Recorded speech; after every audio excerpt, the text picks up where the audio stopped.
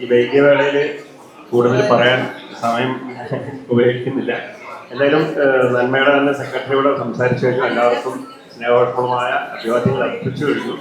എനിക്ക് നിങ്ങളോട് പറയാനുള്ളത്, എഴുത്തുകാരെ കവിതകളായാലും എഴുത്തായാലും നിങ്ങളുടെ പേന വളരെ ശക്തമായ ഭാഷയിൽ, ലളിതമായ ഭാഷയിലാണ് പലരും ലഭിക്കുന്നെങ്കിൽ ആ ശക്തമായ ആശയങ്ങൾ ഉണ്ടാവുന്ന ഭാഷ നിങ്ങളിൽ നിന്ന് ഓരോരുത്തരിൽ നിന്നും വരണം. അതാണ് എനിക്ക് പറയാനുള്ളത്. വന്നുകൊണ്ടിരിക്കുന്നുണ്ട്. നമ്മുടെ രാജ്യം ഇന്ന് നേരിടുന്ന വലിയ പ്രശ്നങ്ങളുണ്ട്. വർഗീയത നേരത്തെ ചൂണ്ടിക്കാണിച്ചു. അതുപോലുള്ള പ്രശ്നങ്ങൾ വളരെ പ്രസക്തിയുള്ള കാലഘട്ടത്തിലാണ് നമ്മൾ ജീവിച്ചുകൊണ്ടിരിക്കുന്നത്. അപ്പോൾ കലാകാരികൾ എല്ലാവരും ഒന്നടങ്കം സംഘടിപ്പിച്ചുകൊണ്ട് നല്ല നല്ല ആശയങ്ങൾ നാട്ടിലെ ജനങ്ങൾക്ക് നൽകിക്കൊണ്ട് കലാകാരന്മാർ എന്നും അത് ചെയ്തിട്ടുണ്ട്. അത് കവിതയായാലും കലാപ്രവർത്തനങ്ങളായാലും എല്ലാവർക്കും കഴിയുന്നുണ്ട്.